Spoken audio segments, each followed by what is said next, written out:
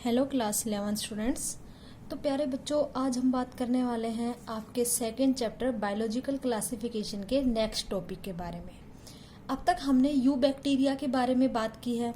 You bacteria के structure के बारे में, उसकी सेल वॉल के बारे में, उसके साइटोप्लाज्म के बारे में, साइटोप्लाज्मिक ऑर्गेनेल्स के बारे में, एंड जो उसके अदर फीचर्स है, उसका रिप्रोडक्शन, उसका रेस्पिरेशन और अदर जो उसके फर्दर फीचर्स हैं उनके बारे में हम लोगों ने बेटा अब तक बात की है। आज हम लोग बात करने वाले हैं जो यू बैक्टीरिया है या फिर जो बैक्टीरिया है उसके इकोनॉमिक इम्पोर्टेंस के बारे में। किसके बारे में बात करने वाले हैं बेटा? हम बैक्टीरिया के इकोनॉमिक इम्पोर्टेंस के बारे में, कि उसके क्या क्या हार्मफुल इफेक्ट्स है, या फिर वो कैसे हार्मफुल है, या फिर वो कैसे बेनिफिशियल है, या फिर यूजफुल है। ठीक है, तो इकोनॉमिक इम्पोर्टेंस में हम दोनों टाइप की एक्टिविटीज के बारे में देखेंगे, उसकी हार्मफुल एक्टिविटीज भी और उसकी यूजफुल एक्टिविटीज भी, कि वो हार्मफुल कैसे है और वो यूजफुल कैसे है। तो देखो, सबसे पहले हम लोग बात कर रहे हैं बेटा बैक्टीरिया की हार्मफुल एक्टिविटीज के बारे में। बैक्टीरिया की हार्मफुल एक्टिविटीज के बारे में, तो अगर हम हार्मफुल एक्टिविटीज की बात करें तो सबसे पहले है कि काफी बैक्टीरिया ऐसे होते हैं जो डिजीज कोज करते हैं। क्या करते हैं बेटा? डिजीज कोज करते हैं। ह्यूमन बींग्स में, एनिमल्स में, प्लांट्स में एंड अदर टाइप के ऑर्गेनिजम्स में क्या करते हैं? ये डिजीज कोज करते हैं। तो सबसे पहले हम बात करते हैं डिजीज इन ह्यूमन बींग्स, कि ह्यूमन बींग्स में कौन कौन सी ऐसी डिजीज है जो मेनली बैक्टीरिया के द्वारा होती है। ठीक है, तो सबसे पहला है ट्यूबरकुलोसिस, जिसको आप टीबी भी बोलते हो। ठीक है बेटा, तो ट्यूबरकुलोसिस जो डिजीज है वो मेनली किस बैक्टीरिया के थ्रू होती है? Mycobacterium tuberculosis. किसके द्वारा होती है बेटा? Mycobacterium tuberculosis. अंडरलाइन करोगे, बाइनोमियल नोमेनक्लेचर में मैंने आपको बात बताई थी जो कि लिनियस के द्वारा दिया गया था कि आप इटैलिक्स में लिखते हो, बट बाय हैंड जब आप उसको रिटर्न करते हो तो आप क्या करते हो? उसके अंडरलाइन करते हो बेटा। ओके, सेकंड जो डिजीज है वो क्या है? डिप्थेरिया। क्या है बेटा? डिप्थेरिया। तो डिप्थेरिया जो कोज करता है वो कौन सा बैक्टीरिया है? कॉर्नीबैक्टीरिया डिप्थेरिया। कौन सा है बेटा? Corynebacterium diphtheria. ठीक है, आपको ये डिजीज और इनके जो बैक्टीरिया है जो ये डिजीज कोज करते हैं ये आपको याद रखने हैं बेटा। ये कुछ इंपॉर्टेंट डिजीज है। इसके अलावा और भी डिजीज है, साइफिल्स हो गई।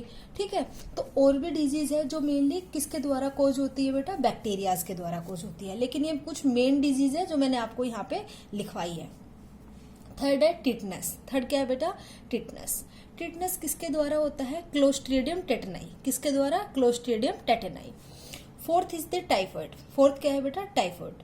अगर टाइफाइड की बात करें हम तो ये किसके द्वारा होती है? Salmonella typhi. किसके द्वारा होती है बेटा? Salmonella typhi. ये बैक्टीरियाज के नाम है। ठीक है, तो ये किसकी थी? कुछ ह्यूमन बींग्स में जो डिजीज अकर करते हैं बैक्टीरिया, उनके बारे में थी कि कौन सा बैक्टीरिया कौन सी डिजीज कोज करता है। ठीक है बेटा, तो अगर आपसे कोई पूछ ले name any 3 disease, name any 3 bacterial disease, तो आप किसका नाम लिखोगे? इन डिजीज का नाम लिखोगे। ठीक है, ऐसे ही आप जब आगे पढ़ोगे बायोलॉजिकल क्लासिफिकेशन तो वहां पे आप जब वायरसेस के बारे में पढ़ोगे तो आप वायरस से होने वाली डिजीज के बारे में भी बात करोगे। ठीक है, तो वो क्या हो जाएंगी? वायरल डिजीज हो जाएंगी। और ये कौन सी डिजीज है बेटा? बैक्टीरियल डिजीज है। ठीक है, सेकेंड है डिजीज इन एनिमल्स, कि एनिमल्स में कौन कौन से बैक्टीरिया कौन सी डिजीज कोज करते हैं। तो इसमें आप मेनली बेटा 2 डिजीज का नाम पढ़ोगे। फर्स्ट इज द एंथ्रेक्स, जो किसके द्वारा होती है? Bacillus anthracis. किसके द्वारा होती है? Bacillus anthracis. ठीक है बेटा। Second is the black leg, जो मेनली किसके द्वारा होती है? क्लोस्ट्रीडियम कैनिवी। किसके द्वारा होती है? क्लोस्ट्रीडियम कैनिवी। ठीक है बेटा, ये याद रखना। उसके बाद थर्ड हम बात करते हैं डिजीज इन प्लांट्स, कि प्लांट्स में कौन सी डिजीज कौन सा बैक्टीरिया कोज करता है, किस बैक्टीरिया के द्वारा वो डिजीज होती है। ठीक है, तो सबसे पहला है सिट्रस कैंकर। क्या है बेटा? Citrus canker disease. तो जो सिट्रस कैंकर डिजीज है वो किसके द्वारा होती है? जैंथोमोनाज सिट्राई। ऐसे ही सेकंड जो है ब्राउन रोट ऑफ पोटैटो, वो किसके द्वारा होती है? सुडोमोनाज सोलिनेसेरियम। ठीक है, जब आप बात करोगे पोटैटो की तो पोटैटो की जो फैमिली होती है वो कौन सी होती है? सोलिनेसी। क्या होती है बेटा? सोलिनेसी। ठीक है, और उसी के नाम से आप याद रख सकते हो कि जो ब्राउन रोट ऑफ पोटैटो जो डिजीज है जो बैक्टीरिया के द्वारा हो रही है वो कौन से बैक्टीरिया के द्वारा हो रही है? सुडोमोनाज सोलिनेसेरियम। ठीक है बेटा, याद रखना ये डिजीज के नाम। तो ये हार्मफुल एक्टिविटीज में आपने डिजीज की बात की है, कि कौन कौन सी डिजीज कौन से बैक्टीरिया कोज करते हैं बेटा। ठीक है, अब हम बात करते हैं उसके नेक्स्ट पॉइंट के बारे में कि जो नेक्स्ट उसका हार्मफुल इफेक्ट है बैक्टीरिया का वो क्या है, उसकी हार्मफुल एक्टिविटी क्या है। तो फोर्थ है डीनाइट्रिफिकेशन। क्या है बेटा? डीनाइट्रिफिकेशन, जो मेनली किसके द्वारा होती है? डीनाइट्रीफाइंग बैक्टीरियाज के द्वारा। किसके द्वारा होती है बेटा? डीनाइट्रीफाइंग बैक्टीरियाज के द्वारा। डीनाइट्रिफिकेशन क्या होता है? डीनाइट्रिफिकेशन होता है सबसे पहले सोयल नाइट्रेट्स का नाइट्राइट्स में कन्वर्ट होना और फिर नाइट्राइट्स का नाइट्रोजन में कन्वर्ट होना। ये मेनली किसके द्वारा होता है ये प्रोसेस? बैक्टीरियाज के द्वारा। किसके द्वारा होता है बेटा? बैक्टीरियाज के द्वारा। तो ये डीनाइट्रिफिकेशन का प्रोसेस है कि सबसे पहले जो सोयल में पाए जाने वाले नाइट्रेट्स वो नाइट्राइट में कन्वर्ट होंगे बैक्टीरिया के द्वारा और फिर जो नाइट्राइट्स है वो नाइट्रोजन में कन्वर्ट होगी बैक्टीरिया के द्वारा। तो इसके कारण क्या होगा? These bacteria reduce the fertility of soil. जो ये बैक्टीरिया है ये सोयल की फर्टिलिटी को रिड्यूस कर देंगे। ठीक है, तो देखो अब बेटा फर्टिलिटी क्या होती है? फर्टिलिटी ऑफ सोयल का मतलब है सोयल की उपजाऊ मतलब उसमें कितनी फर्टिलिटी प्रेजेंट है, वो मतलब वो कितनी उपजाऊ है, उसमें अगर आप कुछ भी चीज उगाते हो, ठीक है, वो कितनी तेजी से और कितनी अच्छे से ग्रो कर पाएगी, कितनी अच्छे से डेवलपमेंट उसकी हो पाएगी।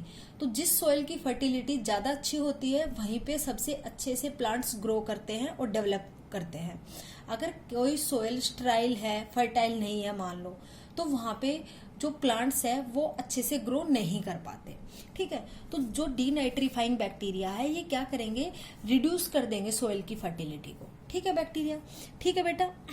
तो एग्जाम्पल अगर हम बात करें तो एग्जाम्पल क्या आएगा?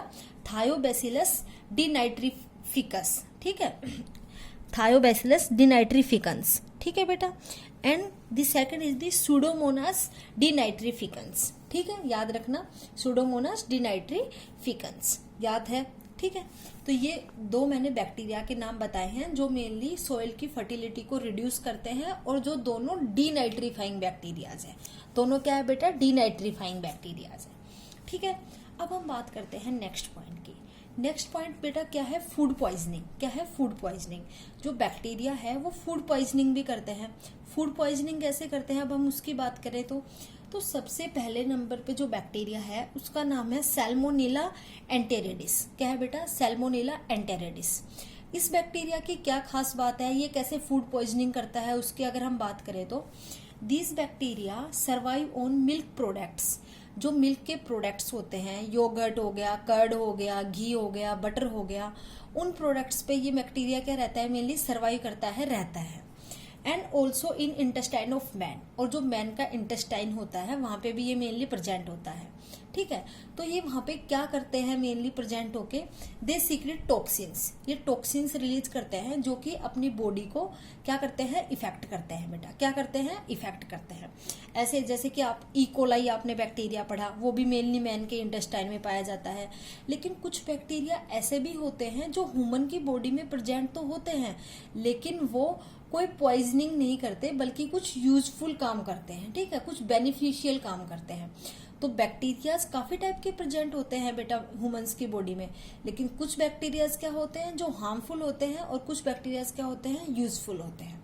ठीक है बेटा, तो जो सैल्मोनेला एंटेरिडिस है ये क्या करता है? फूड पॉइजनिंग में मतलब मेनली वर्क करता है। ठीक है बेटा, फूड पॉइजनिंग कराता है। सेकंड है स्टेफाइलोकोकस ऑरियस। क्या है बेटा? Staphylococcus aureus. अब ये कहाँ सर्वाइव करता है मेनली और इसकी वजह से क्या होता है? Survive on milk and egg products.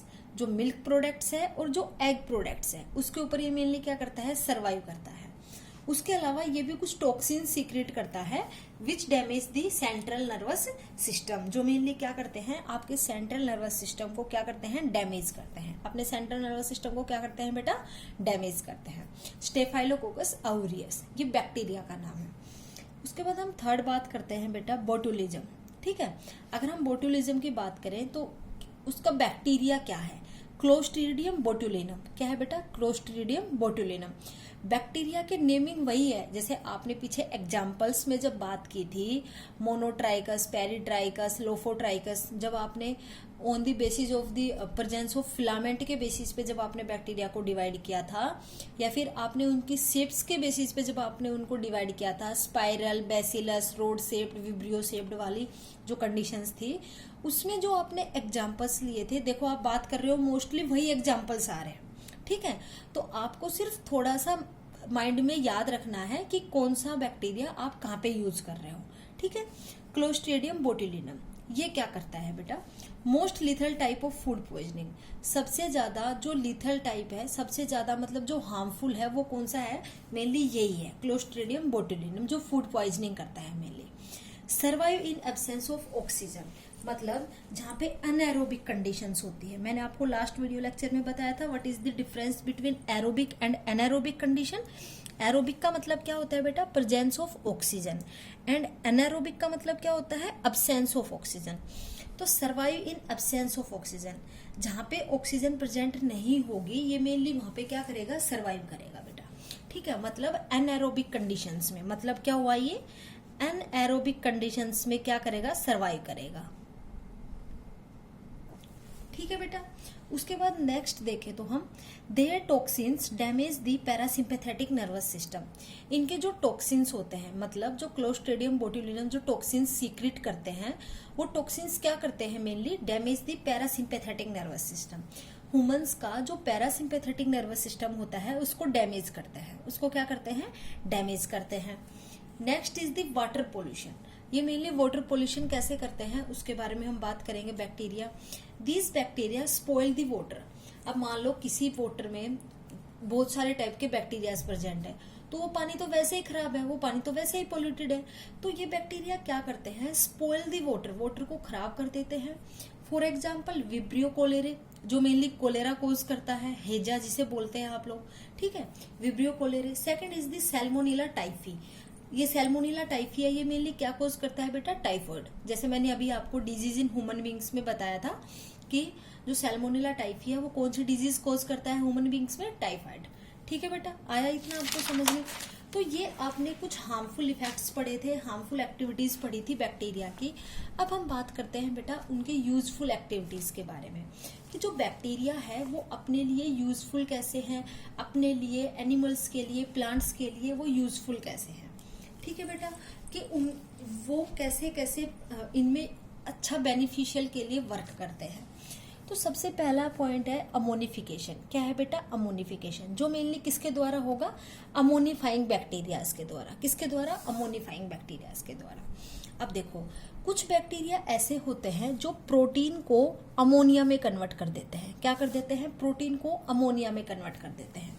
अब आप बात करोगे मैम प्रोटीन कौन सी? प्रोटीन वो which is present in decaying plants and animals, जो डिके हो चुके, जो डैमेज हो चुके, जो डिग्रेड हो चुके प्लांट्स और एनिमल्स, उनमें जो प्रोटीन की अमाउंट प्रेजेंट होती है उसको किस में कन्वर्ट कर देते हैं? अमोनिया में कन्वर्ट कर देते हैं। देखो, जैसे कि मैंने आपको बताया था सैप्रोफिटिक बैक्टीरियाज होते हैं, ठीक है, तो वो मेनली जो डिकेइंग ऑर्गेनिक मैटर होता है, जो डेड ऑर्गेनिक मैटर होता है, उस पे मेनली बेटा इफेक्ट, मतलब अपना फीड करते हैं मेनली, ठीक है, अपना फूड वहां से प्राप्त करते हैं। तो वो क्या करते हैं? वो कुछ सैप्रोफिटिक टाइप बैक्टीरिया ही होते हैं ये, जो प्रोटीन को अमोनिया में कन्वर्ट कर देते हैं। जो क्या कर देते हैं बेटा? अमोनिया को प्रोटीन को अमोनिया में कन्वर्ट कर देते हैं। और ये बैक्टीरिया मेनली कौन से होते हैं? अमोनिफाइंग बैक्टीरियाज होते हैं बेटा। कौन से बैक्टीरियाज होते हैं? अमोनिफाइंग बैक्टीरिया होते हैं मेनली, जो प्रोटीन को किस में कन्वर्ट करते हैं? अमोनिया में कन्वर्ट करते हैं, ठीक है। सेकंड क्या है बेटा? नाइट्रिफिकेशन। सेकंड क्या है? नाइट्रिफिकेशन। अब नाइट्रिफिकेशन मेनली कौन करते हैं? नाइट्रीफाइंग बैक्टीरिया करते हैं। कौन करते हैं बेटा? नाइट्रीफाइंग बैक्टीरिया करते हैं। जितने भी ये प्रोसेस है, अमोनिफिकेशन, नाइट्रिफिकेशन, डीनाइट्रिफिकेशन, जब आप नाइट्रोजन फिक्सेशन पढ़ते हो तो वहां पे इन सभी पॉइंट्स की आप बात करते हो बेटा, ठीक है। जब आप नाइट्रोजन फिक्सेशन पढ़ते हो तो वहां पे आप इन सभी पॉइंट्स की बात करते हो कि अमोनिया नाइट्राइट में कैसे कन्वर्ट हुआ, फिर नाइट्राइट नाइट्रेट में कैसे कन्वर्ट हुआ, फिर नाइट्रेट है वो नाइट्रोजन में कैसे कन्वर्ट हुआ। तो आप ये सभी स्टेप्स की बात करते हो। ठीक है। तो अभी हम बात कर रहे हैं बेटा नाइट्रिफिकेशन की। जो नाइट्रिफिकेशन है वो मेनली किसके द्वारा होता है? नाइट्रीफाइंग बैक्टीरिया के द्वारा। किसके द्वारा बेटा? नाइट्रीफाइंग बैक्टीरिया के द्वारा। अब जो नाइट्रीफाइंग बैक्टीरिया है वो क्या करते हैं? वो अमोनिया को जो सोइल में प्रेजेंट है, ठीक है, पहले अमोनिफिकेशन हो गया, अब नाइट्रिफिकेशन हो रहा है। अब क्या होगा? ये जो अमोनिया है, अमोनिया जो प्रेजेंट है सोइल में, वो नाइट्राइट में कन्वर्ट होगी। नाइट्राइट में किसके द्वारा कन्वर्ट होगी बेटा? नाइट्रोसोमोनाज के द्वारा। किसके द्वारा? नाइट्रोसोमोनाज बैक्टीरिया के द्वारा। फिर नाइट्राइट से नाइट्रेट में कन्वर्ट होगी। नाइट्राइट से नाइट्रेट में जब कन्वर्ट होगी तब कौन सा बैक्टीरिया होगा? नाइट्रोबैक्टर। कौन सा बैक्टीरिया होगा बेटा? नाइट्रोबैक्टर। अमोनिया को हम NH3 से डिनोट करते हैं, नाइट्राइट को NO2 से, नाइट्रेट को NO3 से। तो आप ऐसे बोल सकते हो, अमोनिया को नाइट्राइट में कन्वर्ट करने के लिए कौन सा नाइट्रीफाइंग बैक्टीरिया मेनली यूज होता है? नाइट्रोसोमोनाज। ऐसे ही नाइट्राइट को जब आप नाइट्रेट में कन्वर्ट करते हो तो कौन सा नाइट्रीफाइंग बैक्टीरिया यूज होता है बेटा? नाइट्रोबैक्टर। तो प्यारे बच्चों, आया इतना आपको समझ में? ठीक है, आगे चलते हैं। तो थर्ड जो पॉइंट है इसकी यूजफुल एक्टिविटीज का, वो क्या है? Nitrogen fixation. कि जो नाइट्रोजन फिक्सेशन है वो मेनली कैसे करते हैं? तो नाइट्रोजन फिक्सेशन में कौन हेल्प करेंगे? नाइट्रोजन फिक्सिंग बैक्टीरियाज, जो नाइट्रोजन को फिक्स करने का काम करते हैं मेनली प्लांट्स में, प्लांट के रूट नोड्यूल्स में, स्टेम नोड्यूल्स में, ठीक है। और जो नाइट्रोजन फिक्सेशन का जो मेनली प्रोसेस होता है बैक्टीरियाज के थ्रू, नाइट्रोजन फिक्सिंग बैक्टीरिया जो मेनली नाइट्रोजन फिक्सेशन करते हैं वो किस टाइप के प्लांट्स में करते हैं बेटा? लेग्यूमिनस प्लांट्स में। किस टाइप में करते हैं? लेग्यूमिनस प्लांट्स में। आपने ये बात 9th क्लास में पढ़ी होगी, ठीक है। जो नाइट्रोजन फिक्सेशन जो होता है मेनली वो कैसे प्लांट्स में होता है बेटा? लेग्यूमिनस प्लांट्स में। देखो मैं आपको यहाँ पे लिख के बताती हूँ। लेग्यूमिनस प्लांट्स में। लेग्यूमिनस प्लांट्स कौन से होते हैं? लेग्यूमिनस प्लांट्स में मेनली आते हैं जिनके मतलब लेग्यूम्स जो जिसमें लगते हैं, जैसे कि बीन्स हो गए, राजमा, दालें हो गई, ठीक है, पल्सेस वगैरह, ये सारे किस में आते हैं बेटा? लेग्यूमिनस प्लांट्स में आते हैं। तो मेनली जो नाइट्रोजन फिक्सेशन का जो प्रोसेस है बैक्टीरियाज के द्वारा वो लेग्यूमिनस प्लांट्स में होता है, ठीक है। तो नाइट्रोजन फिक्सेशन में जो नाइट्रोजन फिक्सिंग बैक्टीरिया है, अब हम उनके बारे में बात करते हैं कि वो क्या करते हैं mainly. These bacteria convert the atmospheric nitrogen into nitrogenous compounds। अब देखो, जो प्लांट है वो डायरेक्ट नाइट्रोजन को तो अपने अंदर ले नहीं सकती, जो लेग्यूमिनस प्लांट्स है वो डायरेक्ट नाइट्रोजन को तो अपने अंदर ले नहीं सकती। तो अब हमें उस नाइट्रोजन को फिक्स कराना है प्लांट में। क्या कराना है बेटा? फिक्स कराना है नाइट्रोजन फिक्सिंग बैक्टीरियाज के थ्रू। तो वो उस नाइट्रोजन को कैसे फिक्स करते हैं? कन्वर्ट कर देते हैं नाइट्रोजिनस कंपाउंड्स में, और फिर वो कंपाउंड्स को जो रूट है या फिर जो स्टेम है वो क्या कर लेते हैं? अपने अंदर अपटेक कर लेते हैं। जो लेग्यूमिनस प्लांट्स है वो अपने अंदर क्या कर लेते हैं? अपटेक कर लेते हैं। तो इन बैक्टीरियाज का क्या काम होता है? They convert the atmospheric nitrogen into nitrogenous compounds like amino acids, nitrate और अमोनियम सोल्ट्स, ठीक है।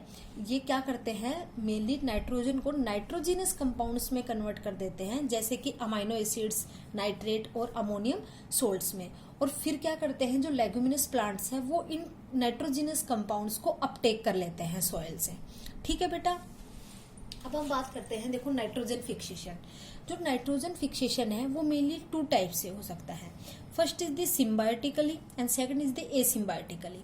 अब हम बात करते हैं what is symbiotically and asymbiotically. तो फर्स्ट है symbiotically. Some bacteria live symbiotically and do nitrogen fixation. कुछ बैक्टीरिया सिम्बायोटिकली का मतलब होता है किसी के साथ अटैच रहना, किसी के साथ रहना, ठीक है। तो some bacteria live symbiotically and do nitrogen fixation. और क्या वर्क करते हैं? नाइट्रोजन फिक्सेशन का वर्क करते हैं। मतलब ये जो बैक्टीरियाज है, अगर इनको रूट में नाइट्रोजन फिक्सेशन करानी है तो ये वहां पे अटैच रहेंगे और नाइट्रोजन फिक्सेशन कराएंगे, और अगर इनको स्टेम में नाइट्रोजन फिक्सेशन कराना है तो ये स्टेम में अटैच रहेंगे और वहां पे नाइट्रोजन फिक्सेशन का वर्क कराएंगे, ठीक है। तो सिम्बायोटिकली तो क्या हुआ? उसके साथ सिम्बायोटिकली एसोसिएट होके और ये क्या करते हैं? नाइट्रोजन फिक्सेशन कराते हैं। एसिम्बायोटिकली का मतलब होता है बेटा some bacteria occur free in soil, soil में प्रेजेंट होते हैं freely and do nitrogen fixation. मतलब ऐसा नहीं कि अगर रूट नोड्यूल में नाइट्रोजन फिक्सेशन हो रहा है तो आप वो रूट में प्रेजेंट होगा, नहीं, ये फ्रीली प्रेजेंट होता है सोयल में, और जहाँ पे इसको नाइट्रोजन फिक्सेशन कराना होता है वहां पे ये करा देता है। इसका ऐसा कोई जरूरी नहीं है कि जहां इसको नाइट्रोजन फिक्सेशन कराना है ये उस जगह प्रेजेंट हो, नहीं, ठीक है, कि मतलब जिस पार्ट में इसको नाइट्रोजन फिक्सेशन कराना है प्लांट के वहां पे ये प्रेजेंट हो, ऐसा जरूरी नहीं है। तो समझ में आ गया सिम्बायोटिकली और एसिम्बायोटिकली का मतलब बेटा, ठीक है। अब हम बात करते हैं नेक्स्ट यूजफुल एक्टिविटी के बारे में बैक्टीरिया की। तो फोर्थ है डेयरी प्रोडक्ट्स। फोर्थ क्या है बेटा? Dairy products. Dairy products are formed with the help of bacterial fermentation. अगर आप डेयरी प्रोडक्ट्स की बात करो, जैसे मिल्क से कर्ड में कन्वर्ट होना, ठीक है, रात को आपने दूध रखा और उसको जमा दिया और फिर सुबह आपको दही मिलता है, ठीक है, तो वो मेनली किसके द्वारा होता है? Due to the bacteria. और बैक्टीरिया कौन सा? Lactobacillus lactis. किसके द्वारा होता है बेटा? लैक्टोबैसिलस लैक्टिस, ठीक है। जैसे हम आगे बात करते हैं, ठीक है, कर्ड हुआ, ठीक है, it is a made by milk, mainly milk के द्वारा ही बनता है। आप बात करते हो, मिल्क लिया आपने और आपने उसमें जामन वामन जो भी देना था, जैसे कि कुछ खटाई डालनी थी, वो डाल दी, ठीक है। तो जो स्ट्रेप्टोकोकस लैक्टिस या फिर लैक्टोबैसिलस लैक्टिस, दोनों बैक्टीरियाज हो सकते हैं, स्ट्रेप्टोकोकस लैक्टिस या फिर लैक्टोबैसिलस लैक्टिस, इसके थ्रू क्या होगा? सुबह तक वो आपको कर्ड में कन्वर्ट हुआ मिलता है। तो मिल्क को कर्ड में कन्वर्ट करने के लिए, योगर्ट में कन्वर्ट करने के लिए, ठीक है, तो आपको किसकी जरूरत पड़ी बेटा? बैक्टीरिया की जरूरत पड़ी। तो ये क्या है? बैक्टीरिया की यूजफुल एक्टिविटी है। क्या है बेटा? यूजफुल एक्टिविटी है, क्योंकि आप मिल्क भी खाने के लिए यूज में लेते हो और कर्ड को भी खाने के लिए यूज में लेते हो, तो एक यूजफुल एक्टिविटी हो गई है बैक्टीरिया की, ठीक है। जैसे एक नोट मैंने बनाया है, lactobacillus lactis increase vitamin B12 in curd, lab also help in checking the disease causing microbes in stomach, ठीक है। जो लैक्टोबैसिलस लैक्टिस है, जो मेनली मिल्क को कर्ड में कन्वर्ट कर रहा है, वो क्या करता है? विटामिन B12 की अमाउंट को इंक्रीज कर देता है कर्ड में, ठीक है। अगर विटामिन B12 की डेफिशिएंसी हो गई, मान लो बेटा, तो इसकी वजह से क्या कोज होता है? पेरिनीशियस अनीमिया, ठीक है बेटा। क्या कोज होता है? पेरिनीशियस अनीमिया। अगर विटामिन B12 की डेफिशिएंसी हो गई तो कौन सी डिजीज कोज होती है बेटा? पेरिनीशियस अनीमिया। इसलिए लैक्टोबैसिलस लैक्टिस क्या करता है? मेनली विटामिन B12 को इंक्रीज कर देता है इन कर्ड में, जब रात में जब उनका फर्मेंटेशन होता है, मिल्क फर्मेंटेशन होता है उस दौरान। इसलिए बोला जाता है कि मिल्क से ज्यादा अच्छा कर्ड होता है खाने के लिए, क्योंकि कर्ड में ज्यादा टाइप की विटामिन और मिनरल्स पाए जाते हैं एज कंपेरिजन टू मिल्क, ठीक है बेटा। अब हम बात करते हैं आपके नेक्स्ट पॉइंट के बारे में। Next is the antibiotics. जो भी आप एंटीबायोटिक्स लेते हैं, आप मेडिसिन्स वगैरह लेते हैं, तो उनमें भी काफी जगह बैक्टीरिया का यूज होता है, ठीक है बेटा। किसका यूज होता है? बैक्टीरिया का यूज होता है। For example streptomycin. क्या है बेटा? Streptomycin is obtained from Streptomyces gracious. क्या है बेटा? स्ट्रेप्टोमाइसिस ग्रेसियस, ठीक है। अब हम बात करें स्ट्रेप्टोमाइसिन की। जो स्ट्रेप्टोमाइसिन जो एंटीबायोटिक है, वो मेनली कब दी जाती है? इन सर्कुलेटरी सिस्टम, मतलब जब हार्ट से रिलेटेड कोई डिजीज होती है या सर्कुलेटरी सिस्टम में कोई डिफेक्ट होता है, तब ये मेनली एंटीबायोटिक प्रोवाइड किया जाता है, दिया जाता है, ठीक है। तो जो स्ट्रेप्टोमाइसिन जो एंटीबायोटिक है, वो मेनली कहाँ से ऑब्टेन होती है? कौन से बैक्टीरिया से? स्ट्रेप्टोमाइसिस ग्रेसियस, ठीक है बेटा, समझ में आ गया।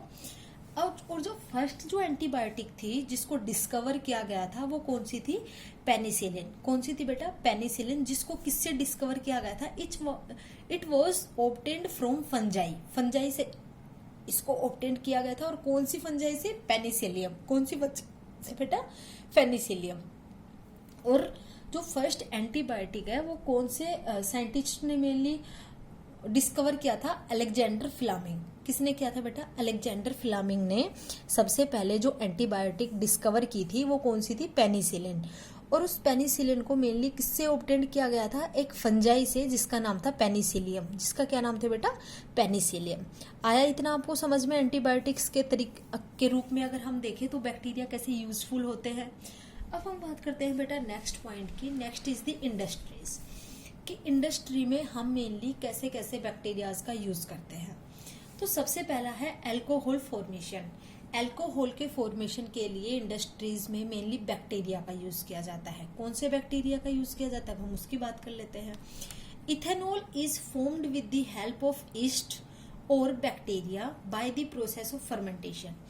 फर्मेंटेशन की हेल्प से, पर फर्मेंटेशन के प्रोसेस के द्वारा ही इथेनॉल को फॉर्म किया जाता है with the help of yeast और बैक्टीरिया। ईस्ट के द्वारा भी कर सकते हैं और बैक्टीरिया के द्वारा भी कर सकते हैं। जैसे ये इथेनॉल का आपने फॉर्मूला लिया C6H12O6, मान लो सॉरी शुगर का फॉर्मूला लिया C6H12O6। अब आपको फर्मेंटेशन करके उसको किस में कन्वर्ट करना है, अल्कोहल में कन्वर्ट करना है। किस में कन्वर्ट करना है बेटा, अल्कोहल में कन्वर्ट करना है। फर्मेंटेशन का मतलब ही क्या होता है, शुगर को कन्वर्ट करना अल्कोहल में इन दी प्रेजेंस ऑफ ईस्ट और फिर बैक्टीरिया। ठीक है, तो आप ईस्ट फर्मेंटेशन भी पढ़ते हो, आप बैक्टीरिया फर्मेंटेशन भी पढ़ते हो। अभी हम यहाँ पे किसकी बात कर रहे हैं बेटा, अल्कोहल फॉर्मेशन की। ठीक है, तो शुगर लिया आपने, कोई भी शुगर हो सकती है, जरूरी नहीं है कि ग्लूकोज ही हो। ठीक है, तो with the help of this bacteria Sarcina ventriculi, ठीक है, सार्किना विट्रिकुलाई, इसके द्वारा जो फर्मेंटेशन होके जो शुगर थी वो किस में कन्वर्ट हो गई, अल्कोहल में। क्योंकि हमें किसका फॉर्मेशन कराना है बेटा, अल्कोहल का फॉर्मेशन कराना है। ठीक है, second is the vinegar formation. Vinegar सिरका। ठीक है, तो आपने विनेगर का जो फॉर्मेशन करना है वो कैसे करना है, इथेनॉल लिया और due to the with the help of bacteria, कौन सा bacteria, acetobacter aceti. Acetobacter aceti से किस में कन्वर्ट हो गया, एसिटिक एसिड। जो विनेगर फॉर्मेशन है, जो विनेगर है वो मेनली क्या होता है, एसिटिक एसिड ही होता है। क्या होता है बेटा, एसिटिक एसिड होता है। तो आप जब विनेगर का फॉर्मेशन करते हो या एसिटिक एसिड का फॉर्मेशन करते हो तो आप क्या करते हो, इथेनॉल लिया और इथेनॉल में with the help of Acetobacter aceti bacteria किस में कन्वर्ट हो जाता है, एसिटिक एसिड में, या फिर आप बोल सकते हो विनेगर में कन्वर्ट हो जाता है। तो इससे आपको विनेगर का फॉर्मेशन हो जाएगा। ठीक है, अब हम बात करते हैं बेटा आपके नेक्स्ट पॉइंट की। ठीक है, नेक्स्ट पॉइंट क्या है, flavouring of T and tobacco leaves. आप मान लो टी को, टबैको लीव्स को आप कोई भी फ्लेवर देते हो, वो किसके द्वारा देते हो बेटा, बैक्टीरिया के थ्रू। मैंने बताया ना कुछ बैक्टीरिया यूजफुल भी होते हैं, जरूरी नहीं कि हर बैक्टीरिया हार्मफुल ही हो। एग्जाम्पल है बैसिलस मेगाथेरियम। एग्जाम्पल क्या है बेटा, बैसिलस मेगाथेरियम। ठीक है, ऐसे ही नेक्स्ट क्या है, प्रोडक्शन ऑफ विटामिन्स। बहुत सारी टाइप की विटामिन्स के प्रोडक्शन के लिए अलग अलग टाइप के बैक्टीरिया की जरूरत होती है। ठीक है, जैसे कि मैंने यहाँ पे 2 एग्जांपल्स लिए हैं। First is the Clostridium botulinum. क्या है बेटा, Clostridium botulinum. Clostridium botulinum mainly कौन सी विटामिन प्रोड्यूस करता है, प्रोड्यूस विटामिन B2। कौन सी विटामिन प्रोड्यूस करता है बेटा, विटामिन B2। ठीक है, क्लोस्ट्रीडियम बोटिलिकम। ऐसे ही सेकंड बैक्टीरिया है इकोलाई। इकोलाई मेनली कौन से टाइप के विटामिन को प्रोड्यूस करता है, vitamin E and vitamin K। कौन से टाइप की विटामिन को प्रोड्यूस करता है बेटा, vitamin E and vitamin K। ऐसे ही अगर हम बात करें नेक्स्ट पॉइंट की, next is the butyric acid formation. आपको ब्यूटारिक एसिड फॉर्मेशन करना है, ब्यूटारिक एसिड का फॉर्मेशन करना है, वो आप कैसे करोगे। आपने कोई भी शुगर ली C6H12O6, ये कंपलसरी नहीं है कि ये ग्लूकोज ही हो, ये कोई भी शुगर हो सकती है, फ्रक्टोज हो सकती है, ग्लूकोज हो सकती है, माल्टोज हो सकती है, या फिर अदर टाइप की शुगर हो सकती है। ठीक है, with the help of Clostridium acetobutylicum. ठीक है, क्लोस्ट्रीडियम एसिटोब्यूटाइलिकम, इसके द्वारा क्या हुआ, फर्मेंटेशन हुआ। ठीक है, बैक्टीरियल फर्मेंटेशन हुआ और किस में कन्वर्ट हो गई, ब्यूटारिक एसिड में। ठीक है, देखो फर्मेंटेशन का प्रोसेस मैंने मेनली बताया ना, क्या होता है, शुगर को कन्वर्ट करना एसिड में। ठीक है, तो आपने शुगर ली और उसको with the help of bacteria Clostridium acetobutylicum के द्वारा उसको आपने किस में कन्वर्ट कर दिया बेटा, ब्यूटारिक एसिड में। किस में कन्वर्ट कर दिया, ब्यूटारिक एसिड में। ठीक है, आया समझ में। Next is the oil clearing bacteria. Oil को क्लियर करने वाला बैक्टीरिया, मतलब जैसे आप सरसों वगैरह का तेल निकलवाते हो किसी भी मशीन से, तो आपने देखा होगा जो ऑयल होता है वो इतना क्लियर नहीं होता, प्योर नहीं होता, इम्प्योर होता है। तो क्या होता है, with the help of some bacteria ये जो ऑयल है ये कैसा हो जाता है, क्लियर हो जाता है, प्योर हो जाता है। और वो बैक्टीरिया कौन से हैं, mainly oil clearing bacteria. Example है सूडोमोनास उटिडा। क्या है बेटा, सूडोमोनास उटिडा। ठीक है, सूडोमोनास पुटिडा। ठीक है, आया समझ में। Next is the bacteria for genetic engineering. अब जेनेटिक इंजीनियरिंग क्या होता है? जेनेटिक इंजीनियरिंग को आप जेनेटिक मॉडिफिकेशन भी बोल सकते हो, जेनेटिक मैनिपुलेशन भी बोल सकते हो। देखो बेटा, आप जेनेटिक इंजीनियरिंग को क्या बोल सकते हो? जेनेटिक मॉडिफिकेशन भी बोल सकते हो, जेनेटिक मैनिपुलेशन भी बोल सकते हो, और जेनेटिक इंजीनियरिंग भी बोल सकते हैं। तीनों नाम है जेनेटिक इंजीनियरिंग के। जेनेटिक इंजीनियरिंग में आप मेनली क्या करते हो? किसी भी एक ऑर्गेनिज्म से आपने जो उसका यूजफुल मतलब यूजफुल उसका डीएनए था या कोई जीन का पार्ट था, आपने वो लिया और उसको दूसरे ऑर्गेनिज्म में इंट्रोड्यूस करा दिया। ठीक है, with the help of genetic. और वो जो जीन का आपने एक ऑर्गेनिज्म से दूसरे ऑर्गेनिज्म में उसको मॉडिफाई कर दिया या उसको क्या कर दिया, एक ऑर्गेनिज्म से दूसरे ऑर्गेनिज्म में ट्रांसफर कर दिया, तो उसी को आप क्या बोलोगे? जेनेटिक इंजीनियरिंग या फिर जेनेटिक मॉडिफिकेशन, क्योंकि आपने उसके जीन्स को मॉडिफाई कर दिया दूसरे ऑर्गेनिज्म में। या फिर जेनेटिक मैनिपुलेशन, कि आपने एक ऑर्गेनिज्म के जीन्स लेके दूसरे ऑर्गेनिज्म में क्या कर दिया, उनको मैनिपुलेट कर दिया। ठीक है बेटा, तो जेनेटिक इंजीनियरिंग का मतलब समझ में आ गया।